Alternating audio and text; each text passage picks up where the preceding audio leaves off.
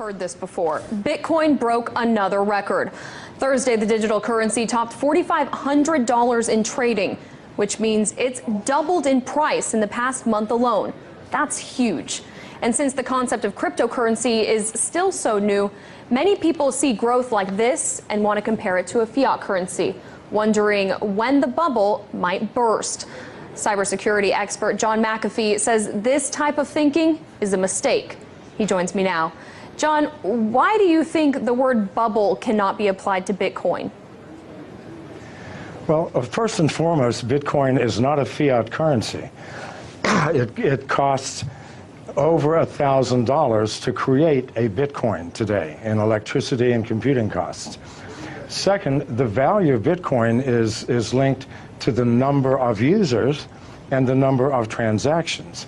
It is not a speculative investment, even though it is being used as such by many people.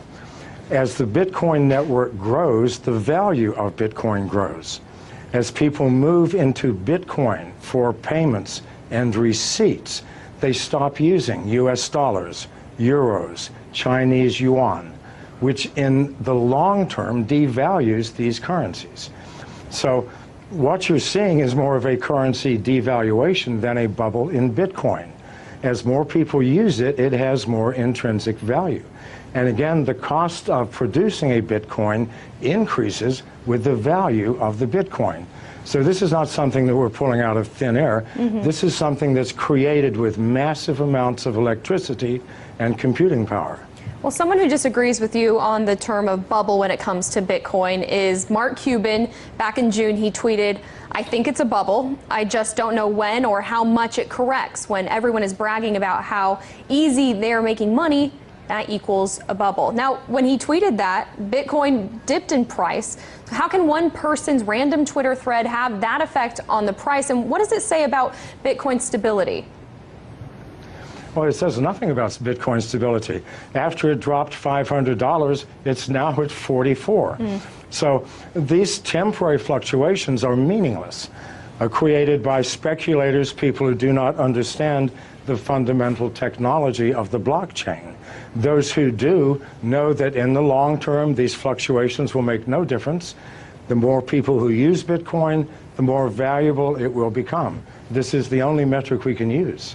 Now, Bitcoin and blockchain go hand in hand, but blockchain's ability to track financial transactions in a way that is incorruptible, it gives it infinite amount of uses outside of the original purpose of using it for Bitcoin.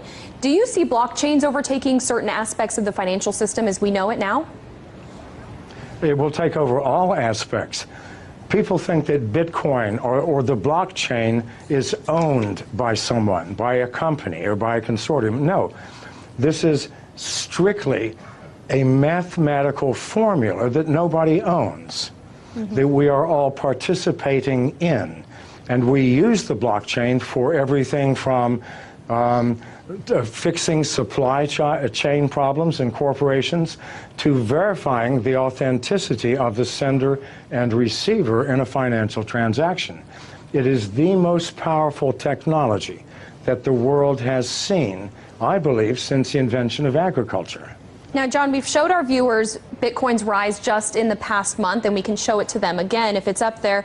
But on July 17th, 1 month ago, you tweeted that Bitcoin's low of 1,800 yesterday simply could not be maintained. In the long term, Bitcoin moves above 500,000 within 3 years. Bet, you ask? So I ask you, John, do you stand by your statement? Well, keep in mind, as Bitcoin grows and grows in value, other currencies, national currencies, are going to decline. So the advantage to using Bitcoin, the advantages are huge. If I do a wire transfer, it'll take me 24 hours. If I do a Bitcoin transfer, it takes me 30 seconds. It is instantaneous. I know people who do not use any other currency now other than Bitcoin. They buy their houses, their cars, everything using Bitcoin by connecting to other users who sell the things that they need. As more and more people use this, what will happen to national currencies? They will obviously devalue. They have to. So that 500,000 includes a massive devaluation in the US dollar. which absolutely has to come if Bitcoin continues to grow at its current rate. Well, it's certainly a community effort, and the Bitcoin community and for other cryptocurrencies, it's only growing. John McAfee, founder of McAfee Incorporated, thank you so much for your thoughts today.